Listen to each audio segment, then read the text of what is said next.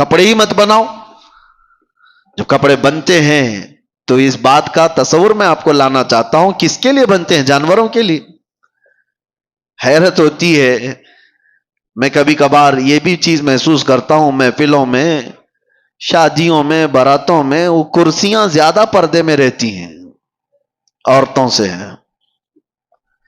اور کرسیوں کو شامیانے والے موجود ہیں، اوپر سے نیچے تک چھپائے ہوتے ہیں، پتہ بھی نہیں چلتا اندر لال کرسی ہے کہ پیلی کرسی ہے، کپڑا اڑا دیا ہے.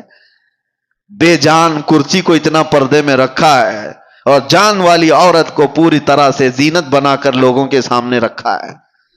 ان خواتین سے میں کہتا ہوں، تمہیں آج کوئی روکنے والا نہیں ہے، کوئی قانون ایسا نہیں ہے کہ تمہیں پابند کرایا جائے. صرف ایک قانون ہے، وہ اللہ رب العزت کا خوف. تمہیں قیامت کے دن اٹھایا جائے گا. میرے آقا صلی اللہ تعالی علیہ وسلم نے فرمایا، معراج کی شب میں نے جہنم میں اکثر عورتوں کو دیکھا ہے. ان کے عذابات کا بھی ذکر فرمایا. ان میں سے ایک عذاب کا ذکر میرے آقا نے فرمایا کہ عورتوں کو بالوں سے باندھ کر کے سزا دی جا رہی تھی، اور ان کے بالوں میں پیپ اور خون بھرا ہوا تھا، اور فرشتے ان کو دردناک اذیتیں دے رہے تھے، عذاب میں مبتلا کر رکھے ہوئے تھے. پوچھا گیا کون سی عورتیں؟ کہا گیا کہ یہ اپنی زینت کا اظہار عوام کے سامنے کرتی تھی، یہ بے حیا باہر آیا کرتی تھی. تمہیں اسلام نے جو عزت و وقار دیا ہے، اس عزت و وقار کے ساتھ رہو، ورنہ معاشرہ بہت خراب ہوتا جا رہا ہے. اب یہاں مردوں کی ذمہ داری ہے، اپنی بیٹیوں کو پردہ سکھاؤ.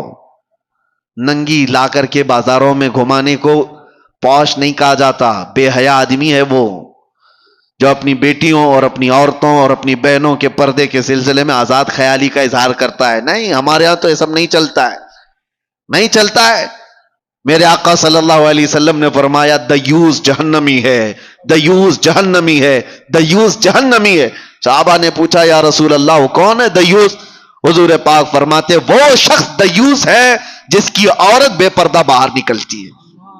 وہ مرد بھی جہنم میں جائے گا. مرد کے بارے میں، عورت کے بارے میں، اور مرد کے بارے میں.